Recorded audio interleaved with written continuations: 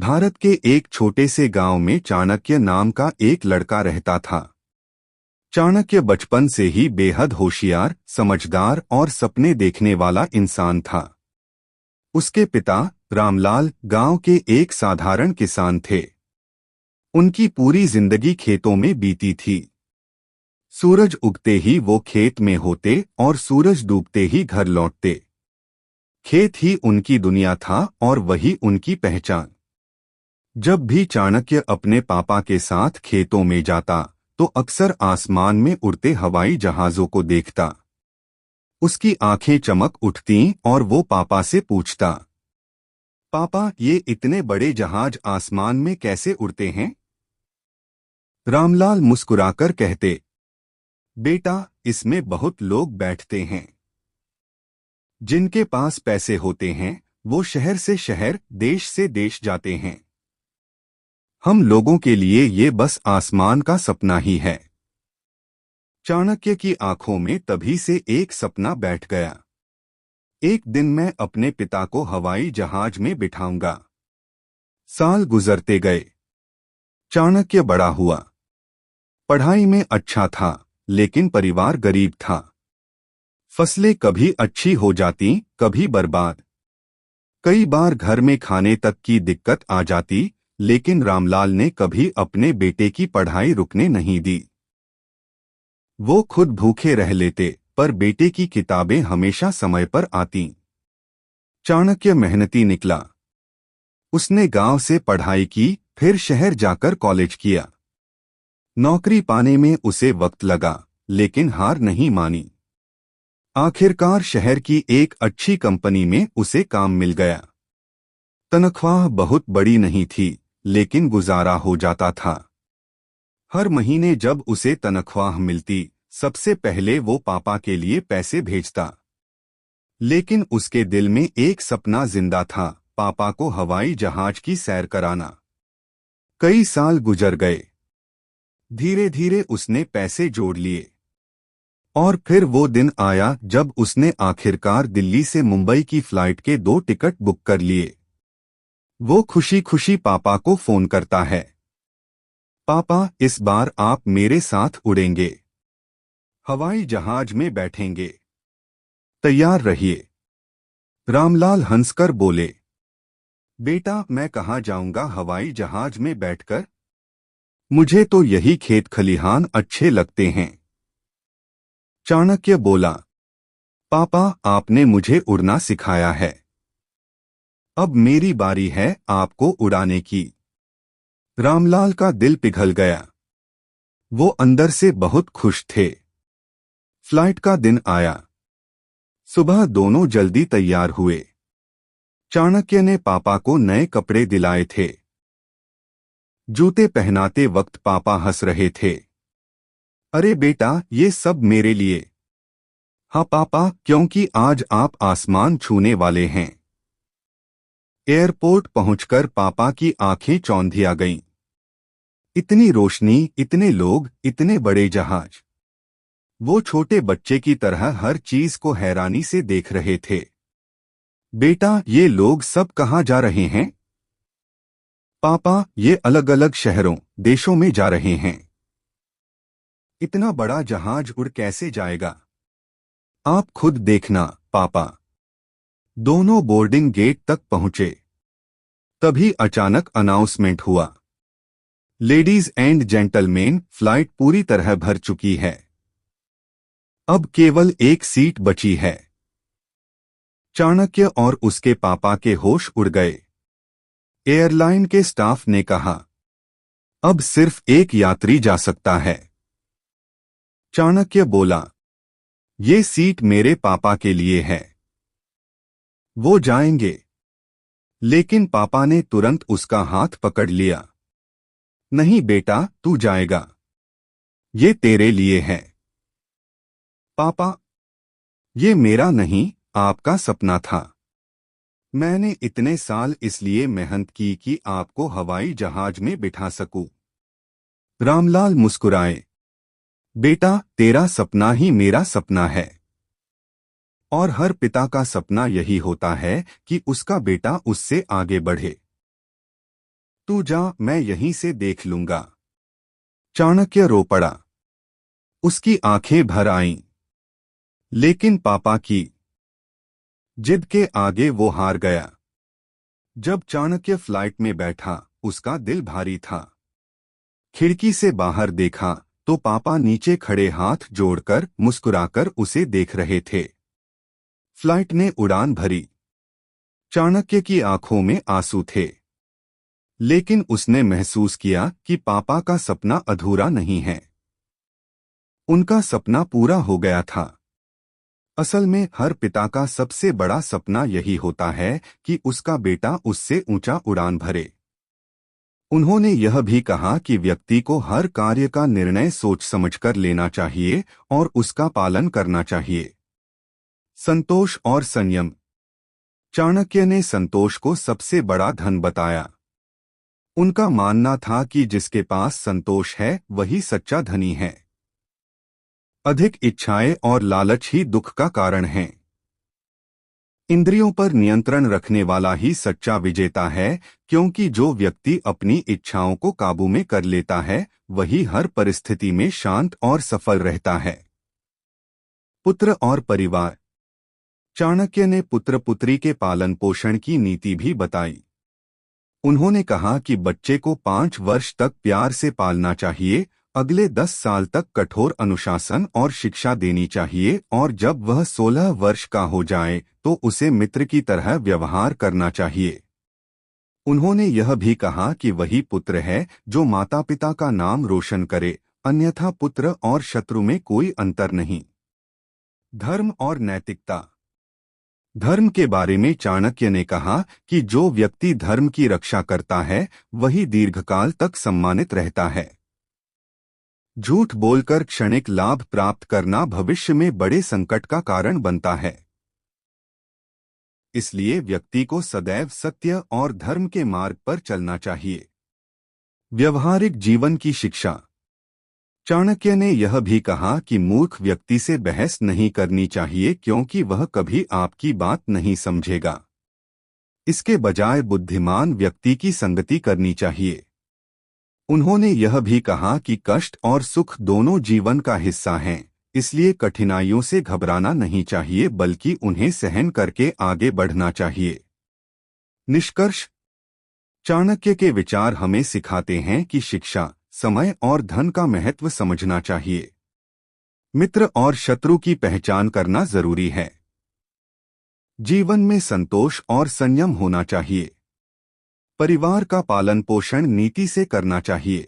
चाणक्य, जिन्हें कौटिल्य और विष्णुगुप्त के नाम से भी जाना जाता है, भारतीय इतिहास में राजनीति और दर्शन के महान आचार्य रहे हैं।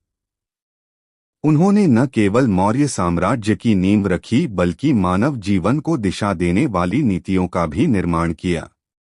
उनके विचार केवल राजनीति तक सीमित नहीं थे, बल्कि परिवार, समाज, शिक्षा, मित्रता, धन, समय और नैतिकता जैसे विषयों को भी गहराई से छूते हैं। आज भी उनकी बातें जीवन में मार्गदर्शन देती हैं। आइए विस्तार से उनके विचारों को समझते हैं। शिक्षा पर विचार। चाणक्य ने शिक्षा को जीवन का सबसे बड़ा आभूषण बताया है। उनका मानना था कि धन, रूप, यश और पद सब नश्वर हैं, लेकिन शिक्षा कभी नष्ट नहीं होती। उन्होंने कहा था कि शिक्षा व्यक्ति का ऐसा मित्र है जो हर परिस्थिति में उसके साथ रहती है। धन चोरी हो सकता है, मित्र साथ छोड़ सकते हैं, सत्ता छिन सकती है, लेकिन शिक्षा हमेशा साथ रहती है। इसका अर्थ यह है कि मनुष्य को सबसे पहले ज्ञान अर्जन करना चाहिए, क्योंकि यही उसे सही और गलत का भेद करना सिखाती है और आत्मविश्वास देती है। समय पर विचार। चाणक्य ने समय को सबसे बड़ा गुरु कहा। उनका मानना था कि बीता हुआ समय कभी लौटकर नहीं आता। उन्होंने कहा कि जो काम आज करना है उसे कल पर नहीं टालना चाहिए, क्योंकि देर करने से अवसर हाथ से निकल सकता है। उनका स्पष्ट संदेश था कि समय का सदुपयोग करने वाला ही सफलता प्राप्त करता है। आलस्य और टालमटोल ही असफलता के सबसे बड़े कारण हैं। धन पर विचार। धन के बारे में चाणक्य ने बहुत व्यावहारिक बातें कहीं। उनका कहना था कि धनहीन व्यक्ति का समाज में सम्मान नहीं होता। चाहे कोई व्यक्ति कितना ही विद्वान या गुणी क्यों न हो, यदि उसके पास धन नहीं है तो उसकी बातों को अनसुना कर दिया जाता है। उन्होंने यह भी कहा कि धन से ही धर्म, मित्रता और सुख की रक्षा होती है। यह शिक्षा देती है कि जीवन में धन आवश्यक है, लेकिन उसे धर्म और नीति के मार्ग से अर्जित करना चाहिए। मित्र और शत्रु पर विचार। चाणक्य ने मित्रता और शत्रुता पर भी गहन विचार व्यक्त किए। उन्होंने कहा कि कपटी मित्र सांप से भी अधिक खतरनाक होता है, क्योंकि सांप तो केवल डसता है, परंतु कपटी मित्र हर समय धोखा देने के लिए तैयार रहता है। इसलिए मित्र बनाते समय सावधान रहना चाहिए। शत्रु चाहे कितना ही कमजोर क्यों न दिखे, उसे कभी हल्के में नहीं लेना चाहिए, क्योंकि उसका क्रोध कभी भी बड़ा रूप ले सकता है। स्त्री और परिवार पर विचार। चाणक्य ने स्त्री और परिवार के संबंध में भी कई नीतियां बताई। उनका मानना था कि अत्यधिक सुंदर स्त्री और अत्यधिक भला व्यक्ति अक्सर असुरक्षित रहते हैं, क्योंकि उनके साथ छल होने की संभावना बढ़ जाती है। उन्होंने यह भी कहा कि पत्नी यदि धार्मिक, मृदुभाषी और आज्ञाकारी हो तो वह परिवार की उन्नति का कारण बनती है। वहीं अगर पत्नी कटुवाणी बोलने वाली हो तो वह परिवार के लिए संकट बन जाती है। नेतृत्व और राज्य पर विचार। राजनीति और शासन पर चाणक्य की नीतियां आज भी प्रासंगिक हैं। उन्होंने कहा कि राजा को कभी भी एक ही व्यक्ति पर अत्यधिक विश्वास नहीं करना चाहिए। शासक को अपने मंत्रियों, वही रहस्य उसके खिलाफ उपयोग हो सकते हैं, रखना चाहिए। उन्होंने यह भी कहा कि व्यक्ति को हर कार्य का निर्णय सोच समझकर लेना चाहिए, न्यायपूर्ण संतुलन से पालन करना चाहिए। दंड और पुरस्कार दोनों का सही समय पर उपयोग करना चाहिए। को सबसे बड़ा धन बताया। जीवन प्रबंधन पर विचार। उनका मानना था कि जिसके पास संतोष है वही मनुष्य को कभी भी अपने रहस्य दूसरों को नहीं बताने और लालच ही दुख का कारण है। घनिष्ठ मित्र ही क्यों न हो। इंद्रियों पर नियंत्रण रखने वाला ही सच्चा विजेता है, क्योंकि जो व्यक्ति अपनी इच्छाओं को काबू में कर लेता है वही हर परिस्थिति में शांत और सफल रहता है। पुत्र और परिवार। चाणक्य ने पुत्र पुत्री के पालन पोषण की नीति भी बताई। उन्होंने कहा कि बच्चे को 5 वर्ष तक प्यार से पालना चाहिए, अगले 10 साल तक कठोर अनुशासन और शिक्षा देनी चाहिए, और जब वह 16 वर्ष का हो जाए तो उसे मित्र की तरह व्यवहार करना चाहिए। उन्होंने यह भी कहा कि वही पुत्र है जो माता पिता का नाम रोशन करे, अन्यथा पुत्र और शत्रु में कोई अंतर नहीं। धर्म और नैतिकता। धर्म के बारे में चाणक्य ने कहा कि जो व्यक्ति धर्म की रक्षा करता है वही दीर्घकाल तक सम्मानित रहता है। झूठ बोलकर क्षणिक लाभ प्राप्त करना भविष्य में बड़े संकट का कारण बनता है। इसलिए व्यक्ति को सदैव सत्य और धर्म के मार्ग पर चलना चाहिए। व्यवहारिक जीवन की शिक्षा। चाणक्य ने यह भी कहा कि मूर्ख व्यक्ति से बहस नहीं करनी चाहिए, क्योंकि वह कभी आपकी बात नहीं समझेगा। इसके बजाय बुद्धिमान व्यक्ति की संगति करनी चाहिए। उन्होंने यह भी कहा कि कष्ट और सुख दोनों जीवन का हिस्सा हैं, इसलिए कठिनाइयों से घबराना नहीं चाहिए, बल्कि उन्हें सहन करके आगे बढ़ना चाहिए। निष्कर्ष। चाणक्य के विचार हमें सिखाते हैं कि शिक्षा, समय और धन का महत्व समझना चाहिए। मित्र और शत्रु की पहचान करना जरूरी है। जीवन में संतोष और संयम होना चाहिए। परिवार का पालन पोषण नीति से करना चाहिए। धर्म और नैतिकता का पालन करना चाहिए। और सबसे महत्वपूर्ण यह कि हमें अपने जीवन का संचालन विवेक और धैर्य से करना चाहिए। आज की दुनिया में भी चाणक्य की नीतियां उतनी ही प्रासंगिक हैं जितनी हजारों वर्ष पहले थीं। यदि हम उनके विचारों को अपने जीवन में उतार लें तो न केवल व्यक्तिगत सफलता प्राप्त कर सकते हैं, बल्कि समाज और राष्ट्र की उन्नति में भी योगदान दे सकते हैं। भारत का इतिहास महापुरुषों की अमर गाथाओं से भरा पड़ा है।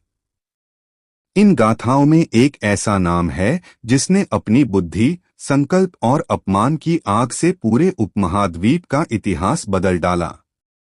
यह नाम है चाणक्य, जिन्हें कोई विष्णुगुप्त कहता है, कोई कौटिल्य।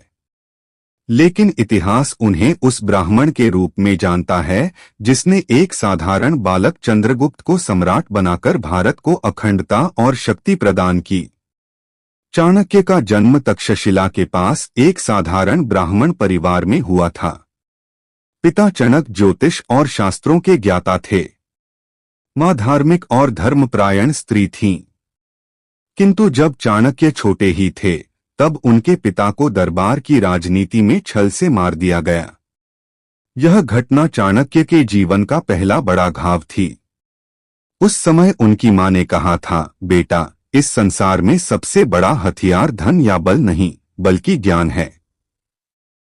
यदि अन्याय को हराना है तो विद्या को अपना शस्त्र बनाओ। यह वचन उनके जीवन का पथ बना। बचपन से ही चाणक्य का झुकाव विद्या की ओर था। वे साधारण खेलों की जगह गहरे प्रश्नों पर सोचते। तक्षशिला विश्वविद्यालय में प्रवेश लेकर उन्होंने राजनीति, अर्थशास्त्र, ज्योतिष, युद्धनीति और धर्मशास्त्र में गहन अध्ययन किया। उनकी बुद्धि इतनी प्रखर थी कि साथी छात्र और आचार्य भी उनसे प्रभावित रहते। उनकी गहरी और रणनीतिक सोच के कारण लोग उन्हें कौटिल्य कहने लगे। तक्षशिला में अध्ययन करते हुए चाणक्य ने भारत की सबसे बड़ी कमजोरी को महसूस किया। यहाँ छोटे छोटे राज्य थे जिनके शासक आपस में लड़ाई करते रहते थे। इस विभाजन का परिणाम यह होता कि कोई भी बाहरी आक्रमणकारी आता और राज्यों को आसानी से लूटकर चला जाता। चाणक्य को यह चुभता था कि इतनी महान सभ्यता, इतना ज्ञान और संस्कृति होने के बावजूद भारत असंगठित होने के कारण अपमान सहन करता है। उनके मन में संकल्प जगा कि भारत को एक करना होगा। ऐसा साम्राज्य स्थापित करना होगा जहां न्याय और धर्म का शासन हो और कोई बाहरी शत्रु इस भूमि पर बुरी नजर डालने की हिम्मत न करे। अपमान और प्रतिज्ञा। विद्या पूरी करने के बाद चाणक्य पाटलिपुत्र आए। उस समय मगध में नंद वंश का शासन था और राजा धनानंद सत्ता पर बैठा था। धनानंद अहंकारी, क्रूर और विलासी राजा था। प्रजा भूख से तड़पती थी जबकि राजमहल में सोने चांदी और मदिरा की नदियां बहती थीं। चाणक्य ने सोचा कि राजा को धर्म और नीति का मार्ग दिखाना चाहिए। वे अपनी जटाएं खोले, सादा वस्त्र पहनकर दरबार पहुंचे। उनकी इच्छा थी कि राजा को उपदेश देकर प्रजा के लिए कुछ सुधार हो। लेकिन धनानंद को यह सब स्वीकार नहीं था। उसने दरबारियों से कहा, यह भिखारी ब्राह्मण यहाँ क्या करने आया है, और अपमानित करते हुए उन्हें दरबार से धक्का दिलवाकर बाहर फेंक दिया। उस क्षण का अपमान चाणक्य के जीवन की सबसे बड़ी आग बन गया। उन्होंने दरबार की सीढ़ियों पर खड़े होकर प्रतिज्ञा ली, नंद वंश का अंत होगा। जब तक इस वंश का विनाश नहीं होगा और न्याय का राज्य स्थापित नहीं होगा, मेरी यह जटाएं खुली रहेंगी। इसके बाद चाणक्य गांव-गांव घूमने लगे। उन्हें ऐसे वीर की तलाश थी जो उनके स्वप्न को साकार कर सके। तभी उनकी नजर पड़ी एक तेजस्वी बालक पर जो अन्य बच्चों के साथ खेल रहा था, पर खेल में भी नेतृत्व और वीरता झलक रही थी। उसका नाम था चंद्रगुप्त। चाणक्य ने समझ लिया कि यही वह बालक है जो एक दिन साम्राज्य की नींव रख सकता है। उन्होंने उसे अपने संरक्षण में लिया। उसे राजनीति, युद्धकला, कूटनीति और नेतृत्व का हर पाठ पढ़ाया। उन्होंने कहा, राजा वही है जो प्रजा के सुख को अपना सुख माने और प्रजा के दुहक को अपना दुहक। यदि जनता का हृदय तुम्हारे साथ है तो कोई शक्ति तुम्हें पराजित नहीं कर सकती। चंद्रगुप्त के साथ चाणक्य ने छोटी छोटी सेनाएं संगठित करनी शुरू की। कई बार उन्होंने नंद साम्राज्य को चुनौती दी पर असफल हुए। कई बार उन्हें पीछे हटना पड़ा। किंतु चाणक्य हार मानने वाले नहीं थे। वे कहते थे, असफलता कोई अंत नहीं, यह केवल अनुभव है जो हमें और मजबूत बनाता है। उनकी यह दृढ़ता ही थी कि बार बार की हार ने उन्हें और रणनीतिक बना दिया। उन्होंने समझ लिया कि शत्रु को हराने के लिए केवल युद्ध ही नहीं, बल्कि राजनीति और जन समर्थन भी आवश्यक। समय बीतता गया। नंद साम्राज्य का अत्याचार प्रजा पर बढ़ता गया। जनता भीतर भीतर विद्रोह के लिए तैयार बैठी थी। चाणक्य ने इस अवसर को पहचाना और चंद्रगुप्त के नेतृत्व में निर्णायक युद्ध की योजना बनाई। युद्ध कठिन था। नंद साम्राज्य की सेना विशाल थी, लेकिन चाणक्य की रणनीति और चंद्रगुप्त की वीरता ने कमाल कर दिया। प्रजा का समर्थन भी उनके साथ था। अंततः धनानंद पराजित हुआ। उसका साम्राज्य समाप्त हो गया। मौर्य साम्राज्य का उदय। नंद वंश के पतन के बाद पाटलिपुत्र में चंद्रगुप्त मौर्य ने सिंहासन संभाला। चाणक्य उनके महामंत्री बने। यह केवल सत्ता परिवर्तन नहीं था, बल्कि भारत के इतिहास की धारा बदलने वाला क्षण था। चाणक्य ने शासन को सुदृढ़ बनाने के लिए अर्थशास्त्र और नीति शास्त्र की रचना की। उनकी नीतियों में न केवल राजनीति और कूटनीति का ज्ञान था, बल्कि समाज, व्यापार, अर्थव्यवस्था और न्याय की गहरी समझ भी थी। उन्होंने कहा था, राजा प्रजा का सेवक है। यदि प्रजा सुखी है तो राज्य समृद्ध है। उनकी नीति के कारण मौर्य साम्राज्य इतना शक्तिशाली बना कि आने वाले कई वर्षों तक भारत सुरक्षित और अखंड रहा। चाणक्य का जीवन हमें यह सिखाता है कि अपमान भी शक्ति बन सकता है, यदि उसे सही दिशा में मोड़ा जाए। कठिनाइयां चाहे कितनी भी हों, यदि मन में लक्ष्य है तो असंभव भी संभव हो जाता है। उन्होंने यह साबित किया कि अकेला व्यक्ति भी पूरे युग का इतिहास बदल सकता है। मगध की धरती पर सोने सा उजाला था। राजा था धनानंद, मगर जनता का हाल काला था। महलों में ऐश, बाहर भूख और रोना था। अन्याय का राज और अत्याचार का कोना था। इसी दौर में एक ब्राह्मण का जन्म हुआ। गरीबी से लड़ता, मगर ज्ञान से प्रेम हुआ। नाम था विष्णुगुप्त, बुद्धि जिसकी तलवार थी। चेहरा साधारण, पर सोच में आग का दरबार थी। गांव की गलियों से लेकर तक्षशिला की राह, चाणक्य ने सीखी राजनीति की हर चाल। वेद, शास्त्र, नीति सब कंठस्थ कर लिए। अन्याय मिटाने के प्रण भीतर भर लिए।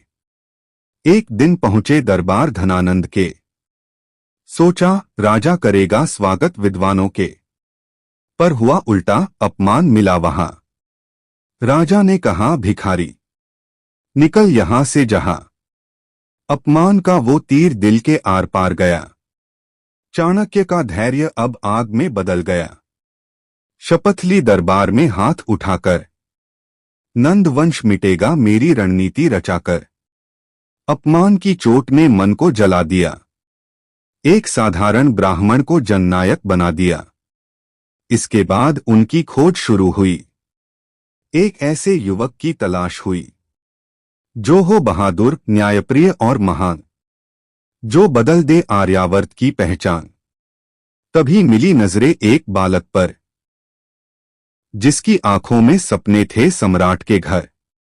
नाम था चंद्रगुप्त, साहसी और तेज।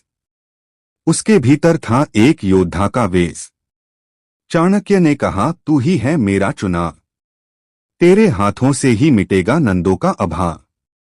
फिर शुरू हुई शिक्षा की कठोर गाथा। हर दिन बनता गया चंद्रगुप्त सम्राट का भ्राता। तक्षशिला की गलियों में नई सुबह आई।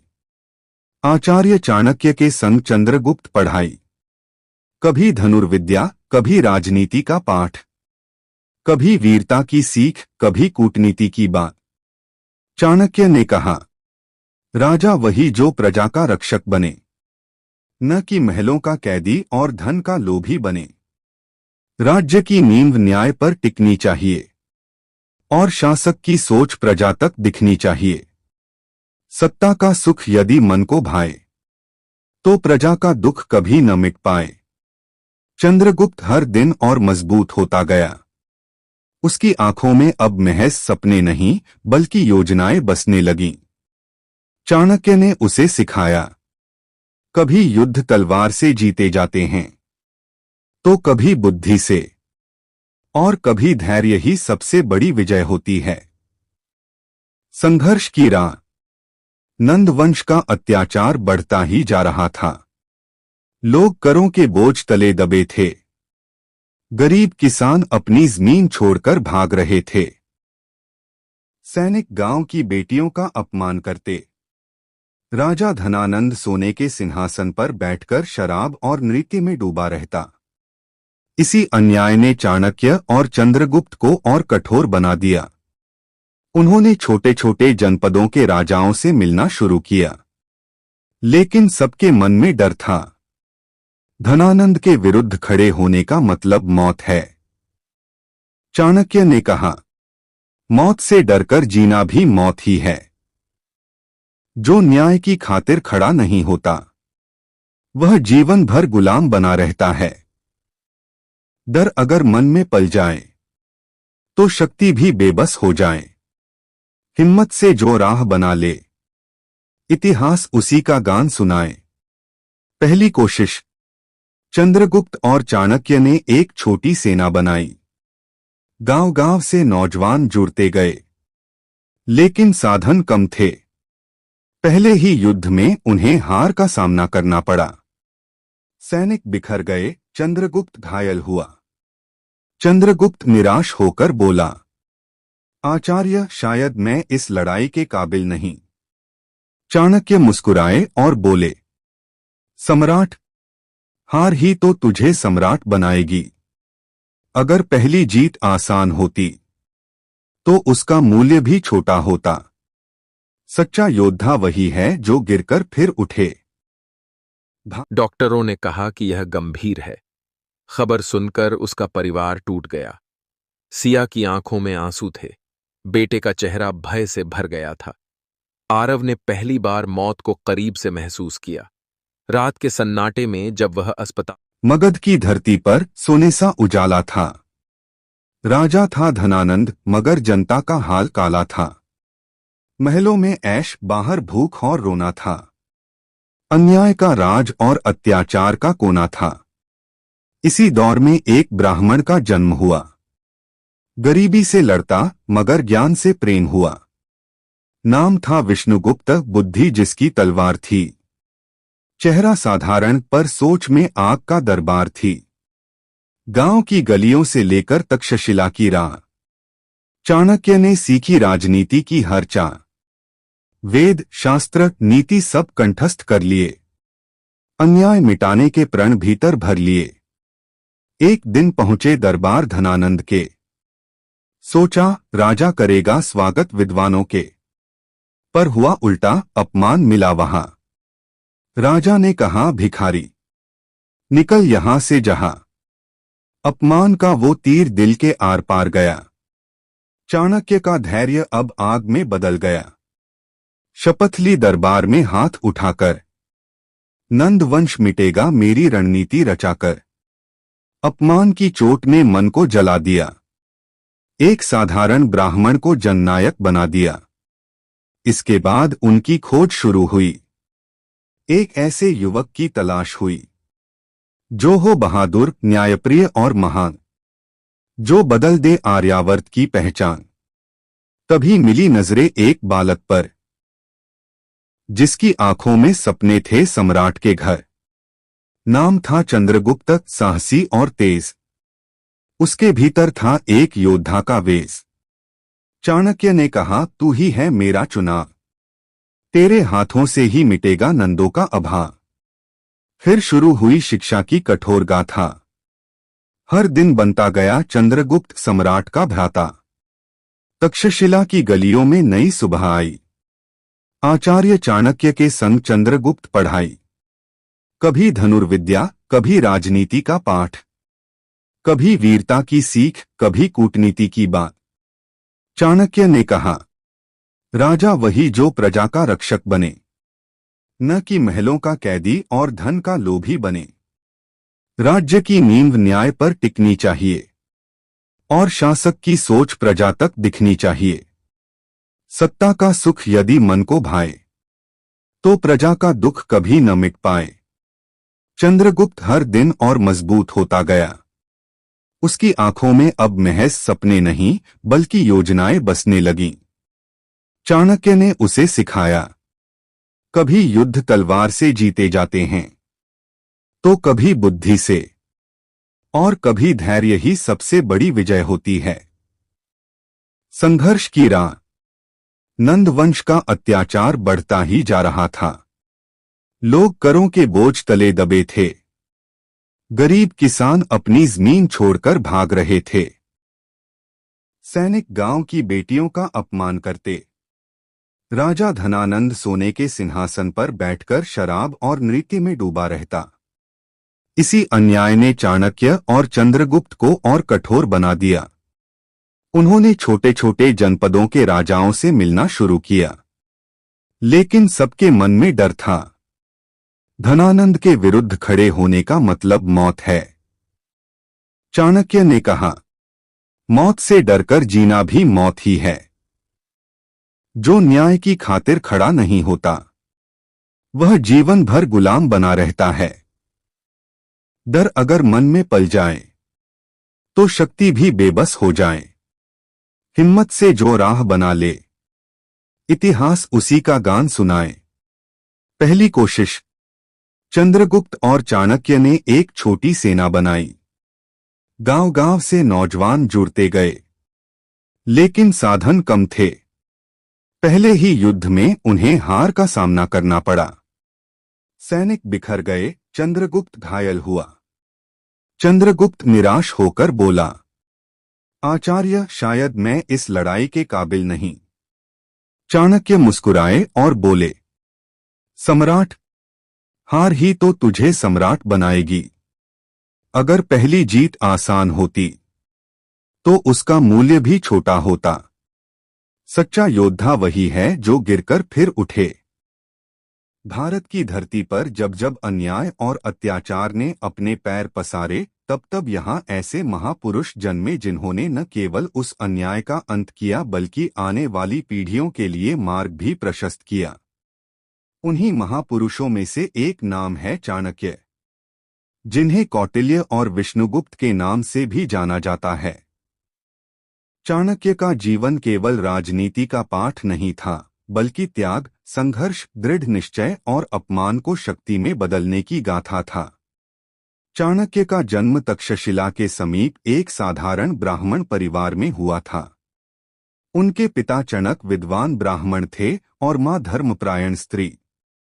लेकिन राजनीति की चालबाजियों में उनके पिता की हत्या कर दी गई।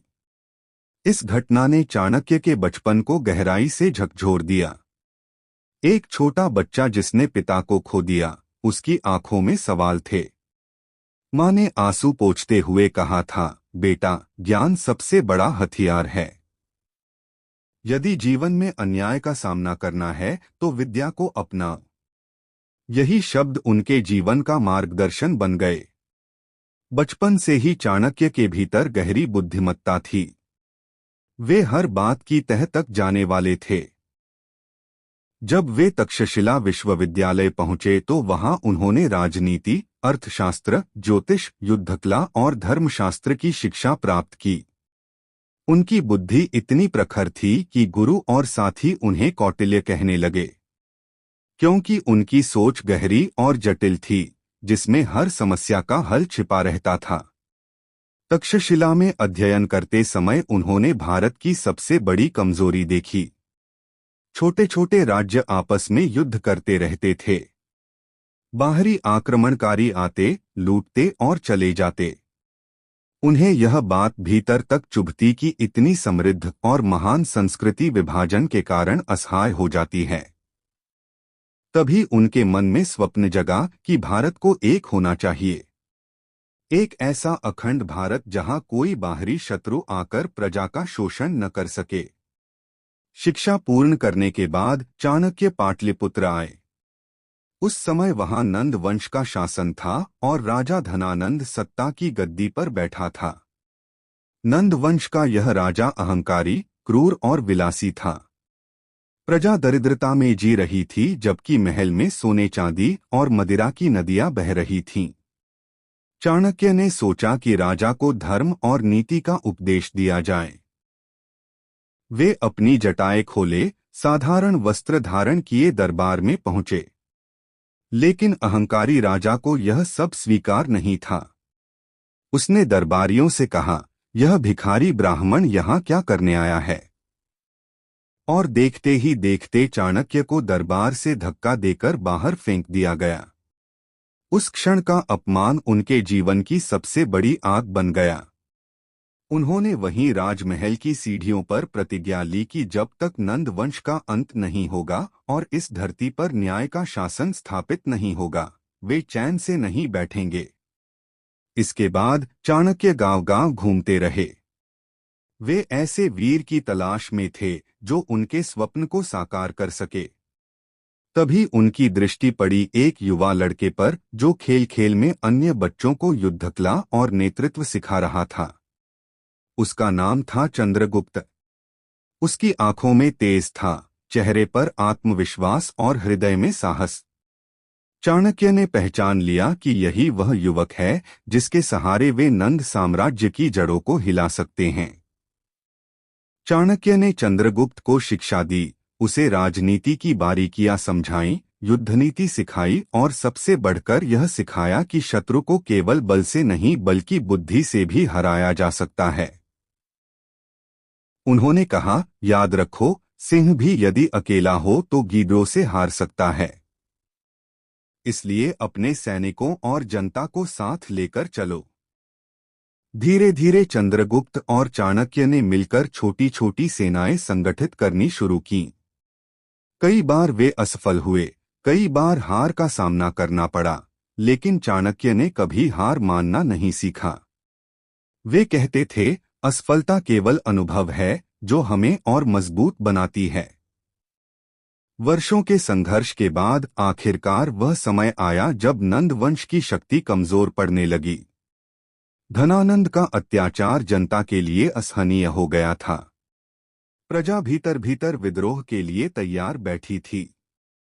चाणक्य ने इस अवसर को भांपा और चंद्रगुप्त के नेतृत्व में निर्णायक युद्ध की योजना बनाई।